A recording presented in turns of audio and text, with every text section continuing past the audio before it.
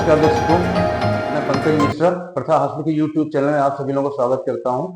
जैसा कि आप लोगों को बताना चाहता हूं कि आज के समय में जो सबसे बड़ी समस्या है, हम लोगों के साथ एक कॉमन समस्या है, वो कि हर वर्ग के लोग एसिडिटी, जिसको आप गैस कहते हैं, उससे परेशान हैं। हर उम्र के लोग, हर वर्ग के लोग। तो आज हम लोग इसी पे चर्चा करेंगे। उसके लिए हमारे साथ doctor Ajit Kumar Rawat ji, DM gastroenterologist. Doctor नमस्कार और बहुत बहुत स्वागत करता हूं आपका अपने चैनल में। और सर, ये बहुत बड़ी प्रॉब्लम हो गई है, कॉमन प्रॉब्लम हो गई है। जिसको देखिए उसको गैस, जिसको देखिए वो परेशान है, कोई सुबह कोई शाम। और सेल्फ मेडिकेशन भी बहुत लोग करते हैं। उसके लिए कॉमन सी कुछ मेडिसिन है, वो 4-5 दवाई तो हर आदमी आपको बता देगा कि गैस में ये खा लो। उसको जैसे जिसमें सबसे पॉपुलर है डीएसआर, कि वो डीएसआर की नीड है कि नहीं नीड है, बट वो खाता रहता है और लॉन्ग टर्म यूज करता है। तो डॉक्टर साहब, इसके साइड इफेक्ट्स क्या हैं, कितने दिन यूज कर सकते हैं, और पहले तो ये क्या है, ये बीमारी है या कोई लक्षण है, क्या है सर, इसका परमानेंट क्या ट्रीटमेंट है सर, इसके बारे में सर आपसे जानना चाहेंगे। तो पहले तो सर इसकी लॉन्ग टर्म यूज पे क्या साइड इफेक्ट्स हैं सर, इसी पे बात कर लेंगे कि ये बड़ा हॉरर सब्जेक्ट होता जा रहा है। जो भी बोलता है वो बोलता है कि ये खा लो, वो आपको 4-5 दवा तुरंत बता देगा। जी पंकज जी, धन्यवाद आपका मुझे इस शो में बुलाने के लिए। और आज का जो टॉपिक है,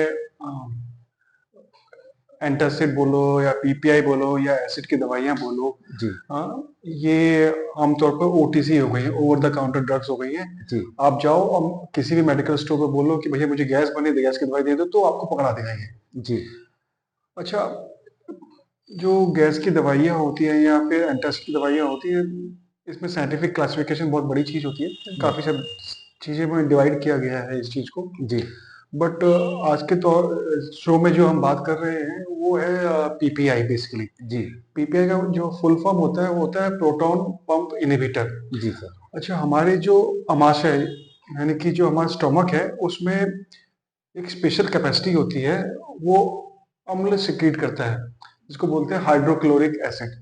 जी हाइड्रोक्लोरिक एसिड जो है वो खाने को पचाने में हेल्प करता है। जी अगर किसी के स्टोमक में हाइड्रोक्लोरिक एसिड जरूरत से ज्यादा बन जाए जी या उस हाइड्रोक्लोरिक एसिड के कारण कुछ साइड इफेक्ट्स अल्सर बनने लगे, तो उसके लिए आमतौर पे इंसान जो है डॉक्टर के पास या मेडिकल स्टोर जाता है और एसिड की दवाई खाता है। जी तो एसिड की दवाई नॉर्मली जो होती है वो पीपीआई, उसको हम पेंटोप्राजोल, रेबिप्राजोल, है ना, जी या फिर ओमिप्राजोल के नाम से जानते हैं। जी और भी बहुत सारे जैसे क्लासिफिकेशन है, मुख्यतः हम लोग इसी में देखते हैं कि मरीज ये पहले से ही खा के आया होता है हमारे पास। जी अच्छा पंकज जी, और इसमें जो इम्पोर्टेंट बात ये है कि इंसान को उससे तुरंत फायदा होता है, क्योंकि बहुत ही पोटेंट दवाइयाँ होती हैं जी वो इंसान को खाते ही तुरंत फायदा होता है। तो वो उसका फिर एक तरह से हैबिचुअली यूज करने लगता है, उसको उसका उसको एक तरह का फायदा मिलता है तो डेफिनेटली वो यूज करेगा। जी जी जी दोबारा लक्षण वो दोबारा खा लेगा वो। जी। अब तो उसको मालूम चलेगा कि ये पत्ता है, मेडिकल हाँ स्टोर जाके पत्ता दे दो भैया। हाँ, उसका टाइम भी बचा, डॉक्टर के पास नहीं जाना, वो खुद ही अपना ट्रीटमेंट करने लगा। हाँ, जी तो जाने अनजाने वो बहुत लंबे समय तक इस एसिड रोकने वाली दवाई जिसको हम पीपीआई बोलते हैं, इसके बहुत सारे प्रकार हैं, वो खाता रहता है। जी अच्छा, ये भी देखा गया है कि ग्लोबली दुनिया भर में ये एसिड कम करने वाली दवाइयाँ या फिर एसिड को लो करने वाली दवाइयाँ जी पहले 10 में आती हैं प्रिस्क्राइबिंग ड्रग्स में। यानी कि सबसे ज्यादा खपत जो है वर्ल्ड में, स्पेशली हिंदुस्तान में, जी इसी दवाइयों की है। जी हर किसी को मालूम है कि जैसे आपने बताया डीएसआर, जी जी है ना, डीएसआर तो वैसे एक अलग चीज है। जी लेकिन हाँ, डीएसआर मतलब उनके लिए होता है कि गैस की दवाई, एसिड की दवाई जी हर कोई खाता है जी और लंबे समय तक खाता रहता है। जी जी अच्छा, इसमें बहुत लोग ये सब जानना चाहते हैं कि क्या हम इस दवाई को सेफली बहुत लंबे समय तक ले सकते हैं? जी क्या इसके कोई लॉन्ग टर्म साइड इफेक्ट्स हैं या नहीं है?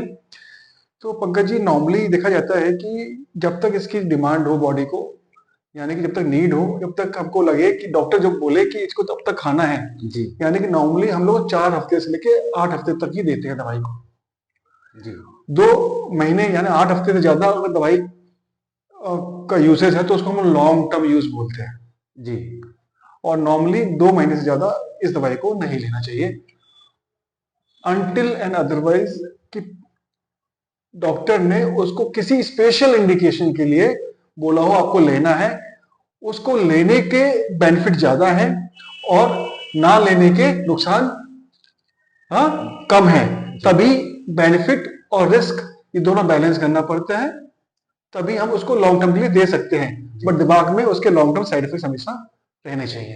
हाँ, तो वो सर आप ही डिसाइड करेंगे, ना कि पेशेंट को खुद से करना चाहिए। हाँ, अच्छा, बहुत से पेशेंट बहुत छोटे छोटे इंडिकेशन, थोड़ी सी गैस बनी दवा खा दवाई ले लें। लो, है ना, दिमाग पे गैस चढ़ी दवाई ले लो, जी जी खट्टी डकार आई दवाई ले लो, तो वो इतना यूज टू हो जाता है उसके लिए कि वो डॉक्टर या किसी से बिना परामर्श के ही वो दवाई लेते रहता है और लगभग महीनों लेता रहता है। जैसा कि डॉक्टर साहब अभी आपने बताया कि ये एसिड हमारे पेट में बनते ही रहते हैं, अम्ल, तो मतलब ये हमारी नेचुरल प्रोसेस है, ये हमारे लिए जरूरी भी है। तो हम उसको रोक, दवा खा करके हमें नहीं मालूम कि रोकना है कि नहीं रोकना, हमने दवा खाया रोक दिया, तो हमारे लिए हाँ, बिल्कुल सही आपने बात की कि जो चीज नॉर्मल है जी यानी कि स्टोमक का काम ही है खाने को हजम करना, डाइजेस्ट करना, जी है ना, हाइड्रोक्लोरिक एसिड HCl जो निकलता है स्टोमक में, आमाशय में, जी उसका काम है कि जो हमने खाना खाया है उसको, प्रोटीन को डाइजेस्ट करे, जी खाने को कण को छोटे पार्ट्स में डिवाइड करे, जी ये उसका काम है। और आपने एसिड कम करने वाली दवाई लेकर जी उस काम में अवरोध पैदा कर दिया, जी जी है ना। अच्छा, एक और इसमें इंपॉर्टेंट बात यह है कि जब हम खाना खाते हैं उसमें उस खाने के साथ साथ बहुत सारे बैक्टीरिया या वायरस खाने के साथ हमारे शरीर में प्रवेश करते हैं। जी एसिड का बहुत इंपॉर्टेंट रोल है उन सबको खत्म करने में, नष्ट करने में। जी वो एसिड एक तरह का स्टेरलाइजिंग एजेंट की तरह भी काम करता है और बहुत स्ट्रॉन्ग एसिड होता है पंकज जी जी, जी है ना, मतलब ये समझ लो कि दुनिया का सबसे स्ट्रॉन्गेस्ट एसिड है जी पेट के अंदर जो है। जी पर भगवान ने कुदरती तौर पे ऐसा स्टोमक को बनाया हुआ है कि वो खाने को नष्ट करता है लेकिन पेट को किसी को तकलीफ नहीं देता है। जी, वो हमारे शरीर का एक नेचुरल प्रोसेस है, जिसको हमें जाने में नहीं उस पर मेडिसिन लेनी चाहिए, हमें कंसल्ट करनी चाहिए। जी अच्छा जी डॉक्टर साहब, इसके जो साइड इफेक्ट्स हैं, हमने सुना है कि इसको बहुत लॉन्ग टर्म यूज करने से इससे इन्फेक्शन होने के चांसेस रहते हैं, इससे हड्डियों पे भी बहुत असर पड़ता है, जो कि जिसको बोलते हैं कि फ्रैक्चर्स होने के चांसेस हो जाते हैं सर। बिल्कुल सही बोला आपने। और इन्फेक्शन जैसे अभी हम लोग बात कर रहे थे कि जी जी जी कि इस एसिड का काम है स्टोमक के अंदर प्रवेश कर रहे बैक्टीरिया या वायरस को नष्ट करना। अगर तो हम लोग लंबे समय तक एसिड कम करने वाली दवाइयां लेते रहेंगे तो क्या होगा कि स्टोमक का जो एनवायरनमेंट है वो बेसिकली अल्कलाइन हो जाएगा। जी अल्कलाइन का मतलब है कि अब बैक्टीरिया जो आ रहा है वो उसमें प्रोलिफरेट करेगा, पॉपुलेशन बढ़ेगी उसकी। जब पॉपुलेशन बढ़ेगी तो हार्मफुल बैक्टीरिया है, तो जाहिर सी बात है नुकसान कि पहुंचाएगा। पेशेंट को ये बोलते हैं इंटेस्टिनल बैक्टीरियल ओवरग्रोथ होता है, जी फ्लैचुलेंस, पेट फूलेगा उसका, उसको डायरिया हो सकता है और बहुत सारे अपॉर्चुनिस्टिक इन्फेक्शंस हो जाते हैं। जी तो ये एक इंपॉर्टेंट चीज है। अच्छा, दूसरा क्या होता है कि ऐसे पेशेंट्स में ये भी देखा गया है कि स्पेशली उम्र दराज लोगों में, एल्डरली लोगों में, कि जब खाना रिफ्लेक्स होता है कभी कभी तो माइक्रो एस्पिरेशंस फेफड़ों में, लैरिंग्स में, हो श्वास नली में हो जाते हैं। जी अगर तो वो एसिड की दवाई नहीं खा रहा है तो बैक्टीरिया खत्म हो चुके हैं तो माइक्रो एस्पिरेशन तो उससे फर्क नहीं पड़ता, लेकिन अगर वो एसिड की दवाई खा रहा है तो बैक्टीरिया भी उसके श्वास नली में जाएंगे और उसको निमोनिया होने के बहुत सारे चांस हो जाएगा, चांसेस हो जाते हैं। जो कि बहुत ज्यादा हाँ, खतरनाक होता है। और अगर अपने बुजुर्ग लोगों को भी ऐसे देखा जाए तो कम्युनिटी एक्वायर्ड निमोनिया जिसको साइंस में बोलते हैं, जी बहुत मतलब कि बहुत आयत पाया जाता है उन लोगों में जो कि लंबे समय तक एसिड को कम करने वाली या फिर एसिडिटी की दवाई खाते रहते हैं। तो दूसरा आपका जो सवाल था वो था हड्डियों फ्रैक्चर्स का, जी हड्डियों का। जी अच्छा, ये जो चीज है PPI, है ना, जी ओमिप्राजोल, रेमिप्राजोल, पेंटोप्राजोल, जिसको नॉर्मली हम लोग इंसान लेता है, ये कैल्शियम के एब्जॉर्प्शन पे, मैग्नीशियम के एब्जॉर्प्शन पे इफेक्ट करता है। जी अब बॉडी में कैल्शियम नहीं होगा, मैग्नीशियम नहीं जाएगा, तो क्या तो हड्डियां जाहिर तौर बात है कि कमजोर होने लगेंगी। जी जी जी अब जब वो कमजोर होंगी तो स्पेशली जो हमारे बुजुर्ग लोग हैं, वैसे ही उनमें ऑस्टियोपोरोसिस, इसको कैल्शियम कमी बोलते हैं हड्डियों में, वो पहले से ही होती है। ये दवाई और दे दी आपने तो और भी वो कम हो जाएगा। तो फ्रैक्चर्स के, इसकी हिप बोन फ्रैक्चर्स या फिर स्पाइनल फ्रैक्चर्स, है ना, हड्डियों के फ्रैक्चर्स की संभावना काफी ज्यादा बढ़ जाती है। नी पेन भी ज्यादा शरीर की वजह से बढ़ सकता है। हाँ बिल्कुल, जोड़ों का दर्द होने लगता है उन लोगों में। तो जी ये सब चीजें काफी रिस्क मतलब बढ़ जाता है इस चीजों का। जी। जी। अच्छा सर, इससे क्या बहुत लॉन्ग टर्म लेने से क्या इससे कैंसर के भी चांसेस होते हैं? अम, ऐसा देखा गया कि नॉर्मली क्या होता है कि जब हम लोग एसिड की दवाई लेते हैं तो स्टोमक में क्या क्या होता है कि स्टोमक एक हार्मोन सिक्रीट करता है जिसको नाम है गैस्ट्रिन। जी वो हार्मोन गैस्ट्रिन जो हार्मोन है वो स्टोमक को एसिड बनाने में हेल्प करता है। अगर स्टोमक में एसिड नहीं बन रहा है, आपने दवाई से बंद कर दिया है, तो गैस्ट्रिन की पॉपुलेशन और गैस्ट्रिन की लेवल से बॉडी में बढ़ जाएगी। और वो गैस्ट्रिन जो है वो एक कल्प्रिट है जो कि कुछ स्टोमक के कैंसर जिसको बोलते हैं एंटोक्रोमोफिन सेल्स जो होते हैं उनको वो पॉपुलेशन बढ़ा देता है। ठीक है ना। जी तो ऐसे केसेस में हम लोग जो है स्टोमक के कैंसर से कार्सिनोइड ट्यूमर जिसको बोलते हैं वो हो सकते हैं। बट इंसानों में ये शायद नहीं देखा गया है। हाँ, लेकिन हाँ एनिमल स्टडीज में ये पाया गया है कि वो कार्सिनोइड ट्यूमर्स कर सकते हैं। कुछ स्टडीज में ये भी पाया गया है कि वो कोलोरेक्टल कैंसर, बड़े आंत का कैंसर या पैंक्रियाटिक कैंसर ये सब हो सकता है। बट ये बहुत रेयर केस रिपोर्ट्स हैं। लेकिन हाँ, कैंसर की संभावना होती है। ये एनिमल स्टडीज में पाया गया है, ह्यूमंस में अभी तक तो नहीं देखा गया है। जी। चलिए सर, और सर इसमें क्या आगे चल के बहुत लॉन्ग टर्म यूज कर रहा है पेशेंट तो क्या उसको खून की भी कमी होती है, एनेमिक होने लगता है पेशेंट? हाँ, ये एक इम्पोर्टेंट इशू रहता है इसके ऐसे पेशेंट्स में जो कि लंबे समय तक एसिड की एसिडिटी की दवाइयाँ लेते हैं। अ, ये जो जैसे मैंने बताया कैल्शियम और मैग्नीशियम को अब्जॉर्प्शन में हैम्पर करता है, रुकावट डालता है। वैसे ही खून की कमी किस में होती है? आयरन की, हाँ है ना। दो, एक चीज होता है, एक होता है आयरन और दूसरा होता है एक स्पेशल विटामिन होता है जिसको बोलते हैं विटामिन B12। आयरन और विटामिन B12 ये दो चीजें चाहिए होती हैं बॉडी में खून बनाने के लिए। जी तो कैसे कैल्शियम का बॉडी में अब्जॉर्प्शन कम हो गया, वैसे ही आयरन का भी अब्जॉर्प्शन कम कर देता है ये। पीपीआई की वजह से। हाँ, इस पीपीआई की वजह से, यानी कि एसिड कम करने की दवाई वजह से। जी तो जब आयरन कम हो जाएगा जाहिर सी बहुत अनीमिया हो जाएगा। जी अच्छा, B12 जो है एक स्पेशल विटामिन है जो कि खून बनाने की प्रक्रिया में बहुत इंपॉर्टेंट रोल करता है ना। तो अगर वो B12 की अगर कमी हो जाए, डेफिशिएंसी हो जाए, तो भी इंसान के जो है अनीमिया हो जाता है। जी। तो डॉक्टर साहब, ये तो हो गए इसके साइड इफेक्ट, लेकिन पेशेंट को प्रॉब्लम, ये कॉमन प्रॉब्लम है सर, तो वो क्या करे कि उसको दवा कम से कम खाना पड़े या ना खाना पड़े? इससे बचाव क्या हो सकता है डॉक्टर साहब, जिससे कि उसको लॉन्ग टर्म यूज ना करना पड़े? अच्छा, ये बिल्कुल मतलब इस शो का सबसे इम्पोर्टेंट क्वेश्चन पूछा आपने जी कि क्या हम तकलीफ भी ना हो और वो इंसान दवाई भी ले ले। जी अच्छा, इसके लिए उसको डॉक्टर को मिलना पड़ेगा।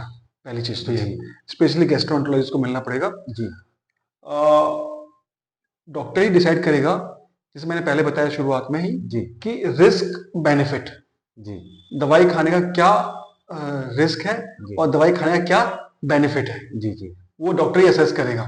जी अगर उसको लगता है कि दवाई खाने से उसको बेनिफिट ज्यादा है, तो वो जी उस रिस्क, दवाई के रिस्क को लेके, साइड इफेक्ट को लेते हुए भी वो आगे समय के लिए दवाई दे सकता है। ये सिचुएशन डॉक्टर साहब वहाँ हो सकता है जहाँ पेशेंट को ऑलरेडी बहुत सारी दवाइयाँ हो रही चल रही हो, या उस दवाइयों की वजह से उसको एसिडिटी हो रही हो, तो वहाँ पे हम आगे। हाँ, मैं बताता हूँ इसमें क्या होता है कि किसी को अगर सपोज करो कि खून की उल्टी आई है, पेट में अल्सर, पहले एंडोस्कोपी की गई, ओके, पेट में अल्सर पाएगा, जी तो ये हाई रिस्क पेशेंट्स होते हैं। जी ठीक है, इन लोगों में डेफिनेटली लॉन्ग टर्म के लिए पीपीआई देना पड़ता है, जी एक चीज। जी दूसरा, केसेस होते हैं जिसमें कि हम लोग जो है फूड पाइप का स्ट्रक्चर, एसिड जो अगर फूड स्टोमक से फूड पाइप में आ जाए, वहां के ग्रास नली को छोटा कर दे, स्ट्रक्चर मतलब नैरो कर जी दे, तो ऐसे पेशेंट्स में भी, पेप्टिक स्ट्रक्चर्स बोलते हैं इनको, जी ऐसे पेशेंट्स में भी लॉन्ग टर्म हमको देना पीपीआई पड़ता देना पड़ता है, ये जानते हुए कि उसके साइड इफेक्ट्स हैं। है। जी तीसरी चीज है कि एक बैरेट्स इसोफेगस, एक साइंटिफिक टर्म है बैरेट्स इसोफेगस, जी जो कि ग्रास नली की जो कवरिंग होती है, जो कि स्क्वामस सेल से बनी होती है, एक टाइप का सेल होते हैं, स्क्वामस सेल बोलते हैं। अगर उसमें चेंज हो जाए और वो मेटाप्लेशिया होके वो कॉलमनार सेल्स हो जाए तो वो रिस्क कैंसर की तरफ जाता है। जी ठीक है ना। ऐसे पेशेंट्स में भी हमको एसिड का एक्सपोजर स्टोमक से फूड पाइप में कम हो, उसके लिए भी लंबे समय के लिए हमको देना पीपीआई पड़ेगा। देना पड़ता है। और कुछ पेशेंट्स में जिसमें कि हम लोग पेन किलर दवाइयां दे रहे हैं, जैसे ब्रूफेन हो गया, वॉवरन हो गया, जी या फिर एंटी प्लेटलेट ड्रग्स दे रहे हैं, उन लोगों में भी क्या नाम है हमको जिसमें अल्सर का रिस्क ज्यादा होता है, जी हमको पीपीआई साथ में उन दवाइयों को देनी पड़ती है। और ये बहुत इंपॉर्टेंट होता है ताकि उस पेशेंट को दवाइयों की वजह से अल्सर जो हो रहा है उससे बचाया जा सके। जी। तो वो तो बहुत लॉन्ग टर्म नहीं होता, देना पड़ता है, या उसको शॉर्ट टर्म दे सकते हैं, दवाई बंद हुई तो फिर बंद हो गया। नहीं, ये डॉक्टर ही डिसाइड करता है जी कि हाँ डेफिनेट दवाई बंद तो वो भी बंद करना जी पड़ता है हमको, लेकिन हाँ डॉक्टर डिसाइड करता है, गैस्ट्रोएंटरोलॉजिस्ट डिसाइड करता है कि आपको वो बेसिक दवाइयों की जगह साथ साथ जी आपको एसिड कम करने वाली दवाइयां देनी है या नहीं देनी है। जी ये डॉक्टर के ही डिस्क्रिप्शन पे, डॉक्टर के ही विवेक पे निर्भर करता है कि आपको लॉन्ग टर्म देना है कि नहीं देना। ठीक है ना। आप खुद नहीं डिसाइड कर सकते जी। कि मुझे दवाई की जरूरत है मैंने या खा लिया मैं DSR। खा ली। जी। और डॉक्टर साहब, इससे बचाव क्या हो सकता है? जो नॉर्मल पेशेंट्स हैं, जिनको डेली हो रहा है और फिर वो ठीक हो जा अच्छा, रहा है, हाँ, उससे बच कैसे सकते हैं कि उनको दवाई खाना ही ना पड़े? सबसे इम्पोर्टेंट, सबसे पहला तो यही है कि prevention is better than cure, जी है ना। और प्रिवेंशन कैसे किया जाए, किसी को अगर एसिडिटी की प्रॉब्लम है तो एसिडिटी के आपको कोर इश्यू पे जाना चाहिए। कोर इश्यू मतलब मूलभूत कारण क्या है उसके। जी क्या वो इंसान स्मोकिंग करता है, जी लाइफस्टाइल रिलेटेड? क्या वो अल्कोहल लेता है? जी क्या बहुत ज्यादा स्पाइसी खाता जी है ना? तो ऐसी चीजों को उसने अवॉइड करना चाहिए। जी क्या वो बहुत ओबेस मोटा है जी तो उसकी वजह से एसिड रिफ्लक्स हो रहा है, तो फुट पैप यहाँ पे जलन हो रही है, तो ऐसे इंसान को अपना वेट कम करना चाहिए। क्या उसकी जो लाइफस्टाइल बहुत स्ट्रेस वाली है, बहुत एंजाइटी वाली है, वर्क स्ट्रेस है, जॉब स्ट्रेस है, या फिर वो नाइट टाइम वॉक कर रहा है ना, तो रात को जग रहा है, दिन को सो रहा है, तो स्लीप रिवर्सल हो गया, तो एंजाइटी फैक्टर्स, स्ट्रेस फैक्टर्स बढ़ जाते हैं, जिससे कि एसिडिटी इश्यूज भी हो जाते हैं। तो ऐसे चीजों को हमने ध्यान देना चाहिए। अगर प्रेसिपिटेटिंग फैक्टर्स हैं, जी यानी कि smoking, spices, oily, alcohol, obesity, sleep disturbance, ये सब अगर प्रेसिपिटेटिंग फैक्टर्स हैं या ट्रिगर फैक्टर्स हैं, तो इनको जो है हटाने की पहले कोशिश करनी चाहिए। और दूसरा ये भी हमें ध्यान रखना चाहिए कि अगर हम सिंपल मेजर्स कर लें, यानी कि लेट नाइट डिनर ना करें। जी। क्योंकि आज की खा लाइफ स्टाइल हो गई है लेट नाइट और हाँ लेट मॉर्निंग। जी। तो बिस्तर पे जाने से पहले, यानी सोने से कि पहले के 2-3 घंटे के अंदर कोई भी खाना नहीं खाना चाहिए। यानी जो भी खाना खाएं 3 घंटे पहले खाएं, और सोने के 3 घंटे के अंदर में कोई भी खाना नहीं खाना चाहिए। जी तो इससे भी आप जो है एसिडिक प्रॉब्लम से बच सकते हैं, एक चीज। दूसरी चीज, अगर इसको रिफ्लक्स की प्रॉब्लम है और सीने में जलन की है और है ना गले में सोर थ्रोट टाइप हो जाता है, ये सब रिफ्लक्स के, एसिड रिफ्लक्स के लक्षण होते हैं। जी तो उन लोगों को बिस्तर को थोड़ा सा, हेड एंड को थोड़ा 5 इंच उठा लेना चाहिए, तकिए से नहीं, जी पाए के नीचे एक छोटा सा वुडन प्लैंक रख के, या फिर ईट, एक 5 इंची ईटा रख के सिरहाने को थोड़ा ऊंचा कर दे, तो उससे भी उसको काफी राहत मिलती है। अच्छा अच्छा। वो जो ऊपर आ रहा वो उसको। हाँ जी जी, वो रिफ्लक्स भी नहीं होता है। जी जी। Thank you sir. आज का जानकारी बहुत अच्छा रहा। सब कुछ मिला करके आप लोगों को सेल्फ मेडिकेशन नहीं करनी है, खुद नहीं लेना है। और अगर ऐसी समस्या होती है तो अपने डॉक्टर से कंसल्ट जरूर करें, और वही डिसाइड करेंगे कि आपको कितना दिन खाना है, कब तक खाना है और कौन सी दवा खानी है। तो हमें उम्मीद है कि आप लोगों को ये सेशन बहुत पसंद आएगा। और बाकी डॉक्टर साहब, इसके अलावा आप और कुछ बताना चाहें तो आप इससे बताइए, क्योंकि ये बहुत बड़ी समस्या है आज के समय की। तो इस शो में सभी चीजों को लगभग आपने कवर किया, लेकिन हाँ एक इम्पोर्टेंट जो इशू है वो मैं थोड़ा सा एड्रेस करना चाहूंगा। जी वो ये कि जब हम किसी को दवाई लिखते हैं, है ना, जनरल फिजिशियंस भी लिखते हैं या फिर कोई भी डॉक्टर लिखता है, तो ये देखना उसको जरूरी है कि क्या उसको जो ये दवाई ऐड कर रहा है वो इतनी जरूरी है या नहीं है, है ना। जी अगर उसको एसिड कम करने वाली दवाइयाँ या पीपीआई की जरूरत है तो उसको वो देनी चाहिए, जी और अगर जरूरत नहीं है ना, तो जी डेफिनेटली उसको अगर लाइफस्टाइल मॉडिफिकेशन से ही उसका बैलेंस कर लिया जाए, है ना, जी और तो उसको अवॉइड करनी चाहिए। इससे एक तो पिल का जो बर्डन होता है जी वो कम हो जाता है, और दूसरा मरीज के जो पॉकेट है उसमें भी थोड़ा कम बाहर पड़ता है। जी जी तो ये जी सब चीजें हैं, apart from this long some term side effects हैं, जी उसको वो तो है ही मेन इशू इस डिस्कशन का। जी बट हाँ, ऐसा करने से उसके जो पॉकेट पे इतना ज्यादा भार भी नहीं पड़ता है। जी एक चीज और बताना चाहूंगा कि आप लोग घबराएं नहीं, ये जितने साइड इफेक्ट्स हैं बहुत लॉन्ग टर्म यूज करने पे हैं, शॉर्ट टर्म के लिए नहीं है। तो आपको घबराना नहीं है, लेकिन हाँ सावधानी जरूर रखनी है, सावधान रहिए और ध्यान रखिए, अपनी लाइफ स्टाइल अच्छी रखिए, और ऐसी कोई समस्या हो तो अपने डॉक्टर से जरूर कंसल्ट करें। Thank you. Thank you.